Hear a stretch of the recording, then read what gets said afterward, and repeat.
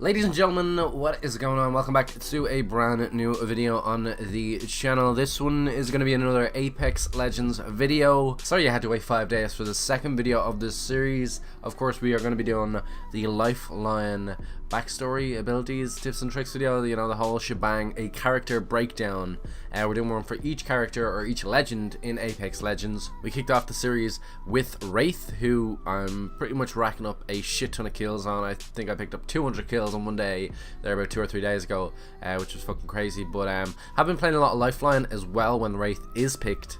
So have picked up quite a lot of tips and tricks for her, which I'll be breaking down in this video. If you do go on to enjoy, make sure you do drop a like and of course subscribe with notifications turned on to be notified of when I upload a video. So that's enough of an intro. We're going to get straight on into Lifeline. So Lifeline's backstory.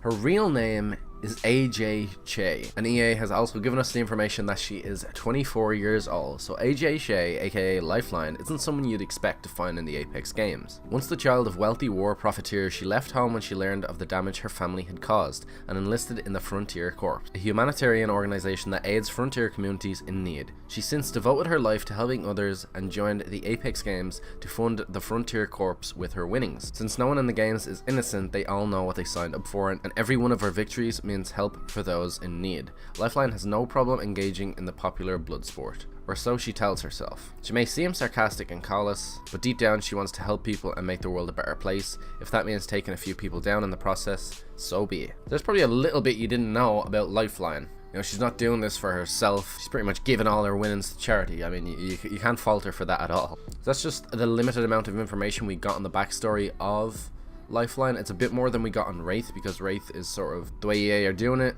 Wraith sort of lost all her memory and has the powers and sort of trying to figure it out in the Apex games. So at least we got her name and her age and a couple of other things. Next up, we're going to be moving on to Lifeline's abilities. Just before we do, I'm going to be mentioning some times and reductions and percentages, and these are all based on the current patch. I'm making this video on the 14th of March. This is pre-Battle Pass, or pre-season 1 essentially, for Apex Legends. So if there is any updated stats, they will be updated in the comment section below. But yeah, let's get right on into Lifeline's passive ability. So her passive ability is Combat Medic. Obviously, because it's a passive ability, there is no cooldown, and this allows you to revive knockdown teammates faster while protected by a shield wall, and also healing items are used 25% faster.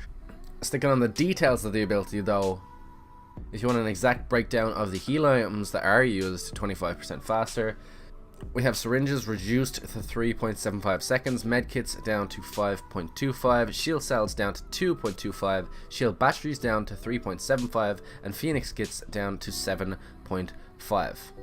And just some tips or pointers with the passive. The faster heal that you actually get as a passive for the level 4 gold backpack, which is a 50% heal time, overrides the 75% heal time of Lifeline.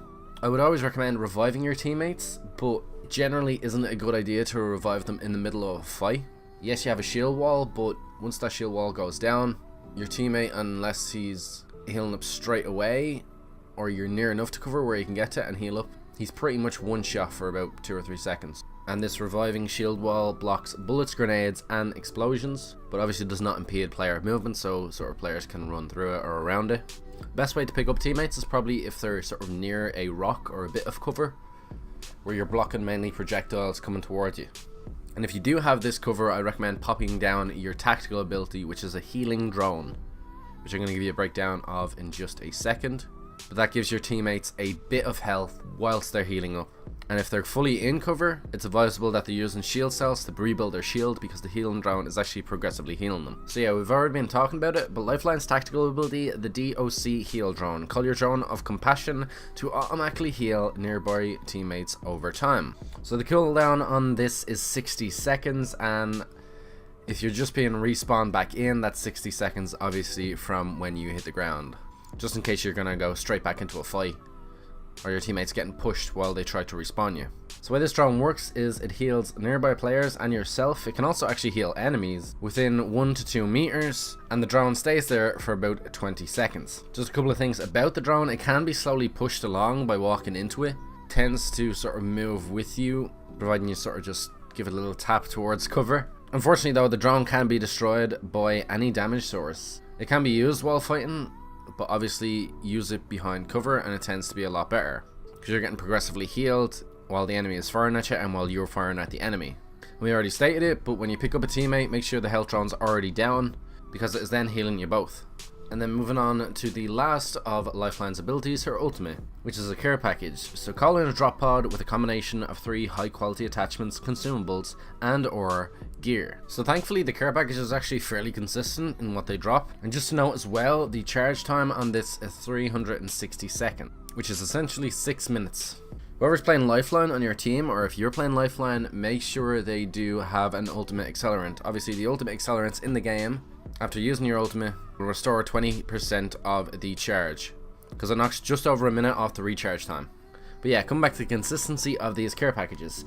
In slot number 1, there's normally a level 2 or 3 body shield, helmet, or knockdown shield. In the second slot, there's normally shield cells, batteries, syringes, medkits, or possibly a Phoenix kit. And in the third slot then, there's always a level 2 or 3 weapon attachment. Sometimes you'll get a level 1, but not too much. And just in case you're getting confused between these care packages and the packages that actually drop in the game, Lifeline's packages will never ever contain the Mastiff or Kraber weapons. The natural airdrops are white and red, Lifeline's are white and blue. And if you're trying to figure out if an airdrop is either or, Lifeline's care packages don't show up on the map, but the natural airdrops do, with the blue circles. So that's how you differentiate it and know if an enemy team is near you or not. And if your team's already sort of level 2, level 3 gear, I'd highly recommend calling in the care package towards the edge of the zone, just because if you're not going to take a level 3 armor that lands, and you do call in this care package in the middle, and then you run away from that care package and an enemy team comes up to it, they're going to get a level 3 armor. You don't want to sort of give enemies more gear than they need. So it's always good to call it in on the edge of a zone and let the zone sort of pass, so you know they're gonna have to run out of the zone, or it's gonna be totally out of the zone and they're not even gonna notice it. Which leads us nicely into our tips and tricks section. Now I've covered a lot of tips and tricks in terms of abilities, so there's not really much left for this section, but I should show you the hitbox data for the game again. Obviously I covered this with Wraith, who has the smallest hitbox in the game. As far as I know, they did reduce Gibraltar's slightly, but Lifeline is still one of the smallest hitboxes in the game. So in terms of getting behind cover, moving behind cover to get to your teammates, remember you do have a smaller hitbox than some of the other legends, so it's all down to your enemy's aim. Remember, Lifeline is all about multitasking, so use the heal drone to heal yourself while you use your shield cells, providing you don't have any Phoenix kits. You can save your team's meds with the drone, so make sure you actually use that. Probably the biggest tip out of the care package section would be to call it in towards the edge of the zone to prevent giving your enemies better gear. And coming back to the whole reduced heal times, obviously Lifeline already has a reduction, so if you want to pass that level 4 gold armor to another teammate so they can have a 50% heal time as opposed to 100% heal time, probably better off and a better team play. Ladies and gentlemen, I hope you all did enjoy the video. I'm going to end it here along with that gameplay. Thought that was a really nice finish, picked that up last night. But once again, if you did enjoy this and you want to see more videos like this, let me know who you want me to do sort of next actually, down in the comment section below, and of course subscribe with notifications turned on to be notified of when the next video goes up. Without further ado, I'm going to leave it here. Peace out, thank you all for watching, I'll see you all in another video or stream very soon. Flashbang, white screen, no field of vision. Can't see what you can't hear in the distance. Cause your head bust, I scope you like it's 1v1. I rust, I keep that day talking. Fuck it, can I let you up?